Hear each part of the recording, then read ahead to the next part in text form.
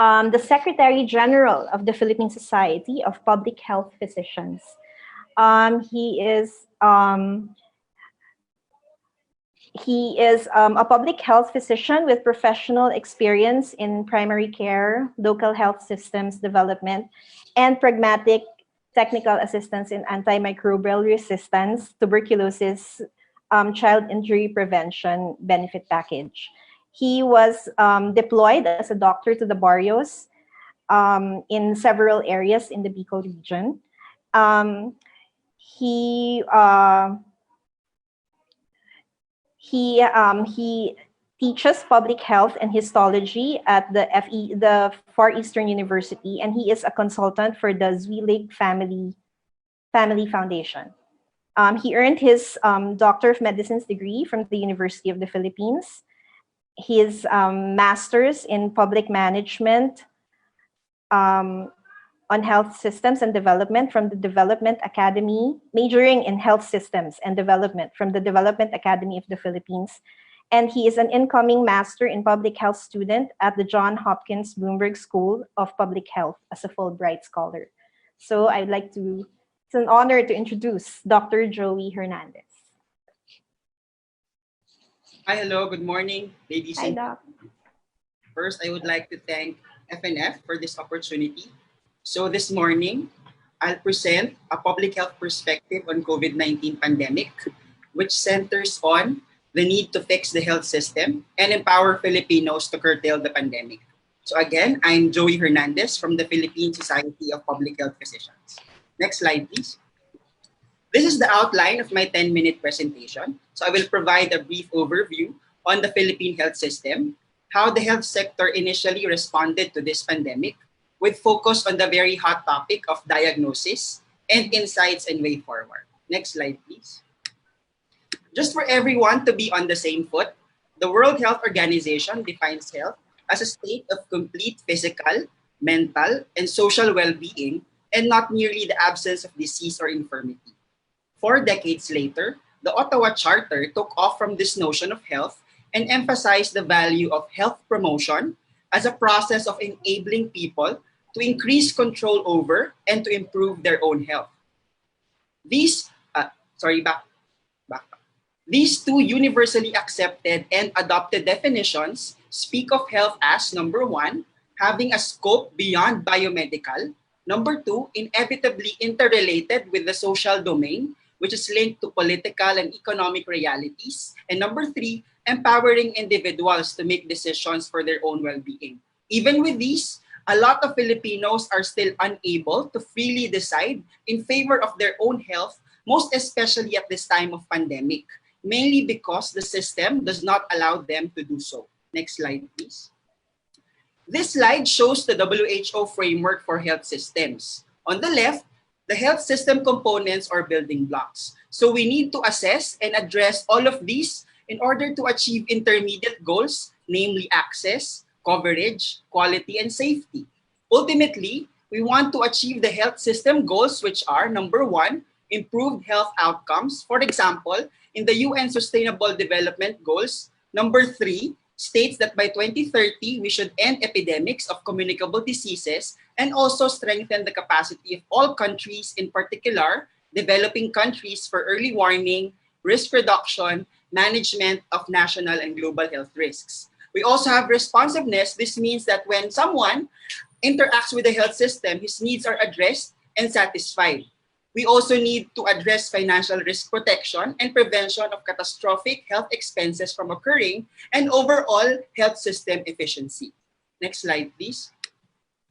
So the Philippine health situation before COVID-19, or what I loosely term as old normal, can be described in a lot of ways. Some of the more striking ones are the following. Number one, devolved health setup, wherein national oversight is with DOH, but from the province down to the barangays, LGUs have the upper hand.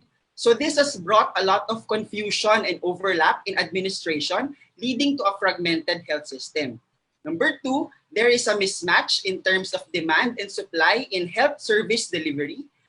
For example, majority of Filipinos access healthcare in public facilities. However, most of the hospitals here are privately owned.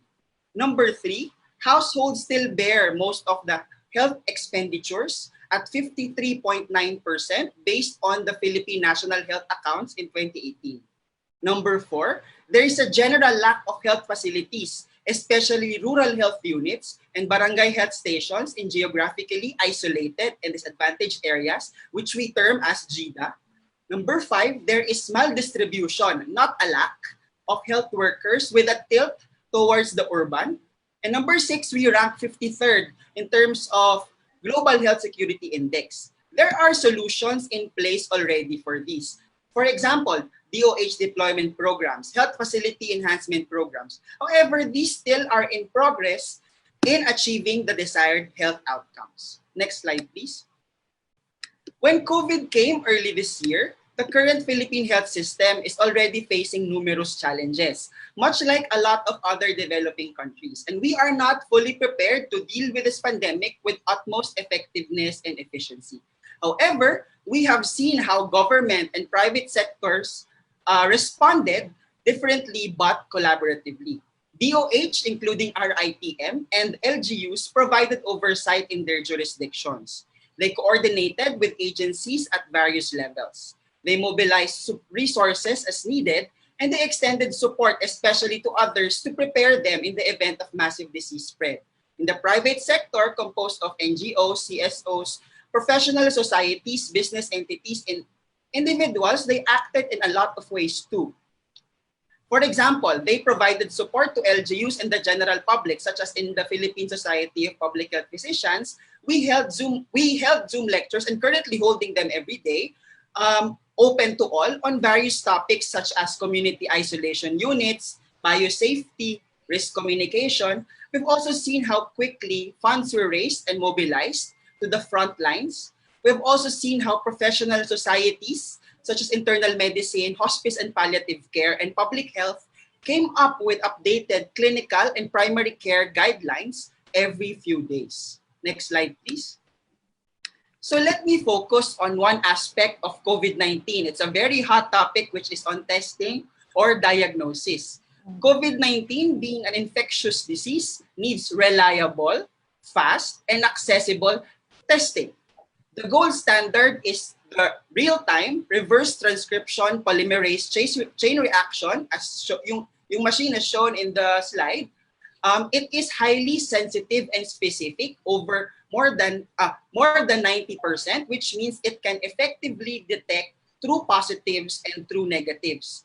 This is the current process, as shown in the slide, how we process specimens and release them. So the hospitals collect the specimen, they send to the confirmatory centers for sample processing, and results are conveyed either back to the hospital, to DOH regional offices, or RITM can release them on their own. On the average, it takes 5 to 7 days from the specimen collection to the results release. We've also had a significant win in terms of diagnostics, with the rise in the number of confirmatory testing centers with RT-PCR technology from one, only RITM in early March, to currently 16 spread out nationwide. Although this is not yet enough, so we need more.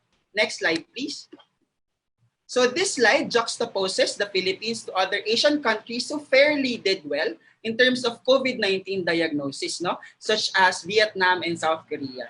The Philippines and Vietnam have comparable socioeconomic profiles and health systems, but Vietnam contained it better, having only 268 cases to date with no deaths. We, on the other hand, have over 5,000 cases with 362 deaths. So 6.4 case fatality rate, which is the second highest in Asia after Indonesia based on the Johns Hopkins coronavirus resource.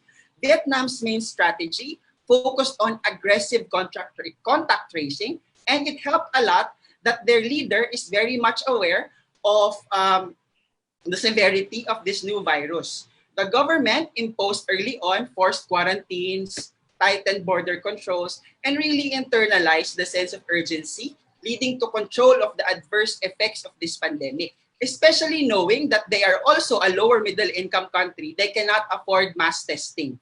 South Korea is better off economically, and they have universal healthcare where 97% of the population is covered. They did similar things like in Vietnam, but they had mass testing in place. The Philippines, on the other hand, banks on contact tracing, but protocol says it is only effective if there are less than 100 positive cases. There's also the direction to scale up testing, massive but not mass, to reach more people. Next slide, please. So this is how COVID-19 diagnosis will most likely go in the next few months. Number one, scaling up testing capacity through massive, not mass, testing. Some LGUs have already started. So this is targeted to certain populations. For example, those presenting with flu-like symptoms, especially frontline health workers and those with pre-existing chronic conditions. Number two, accreditation of more confirmed centers nationwide with RT-PCR technology for us to have a wider geographic reach. For this, we need to support infrastructure because hindi biro-biro. It's not an easy matter to build a confirmatory testing center.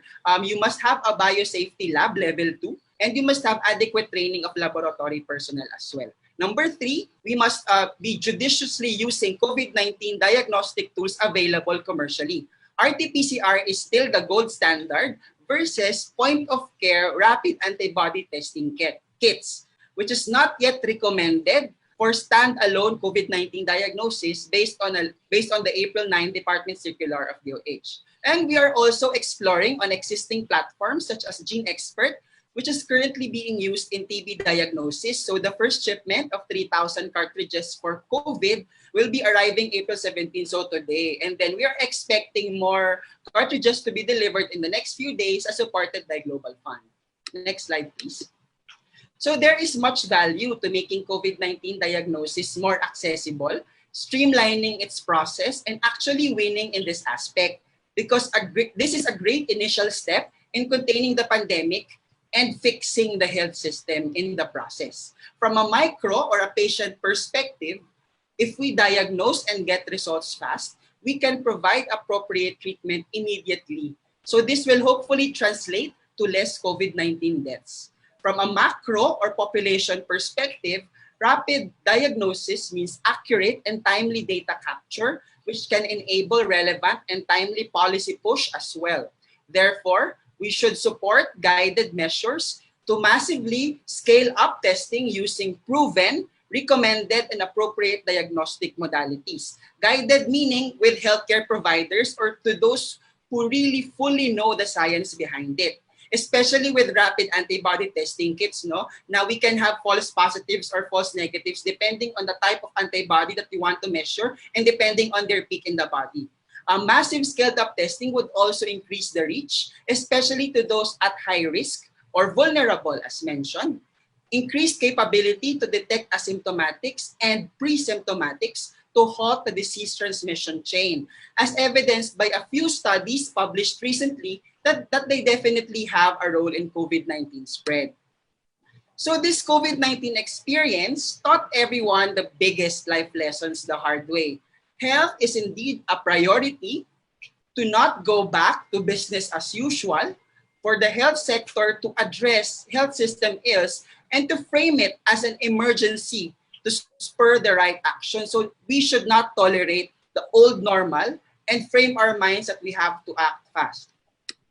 Lastly, the health system, next slide please, should enable all Filipinos, regardless of age, sex, socioeconomic status, or belief, to freely choose how he or she will decide and increase control over his or her health.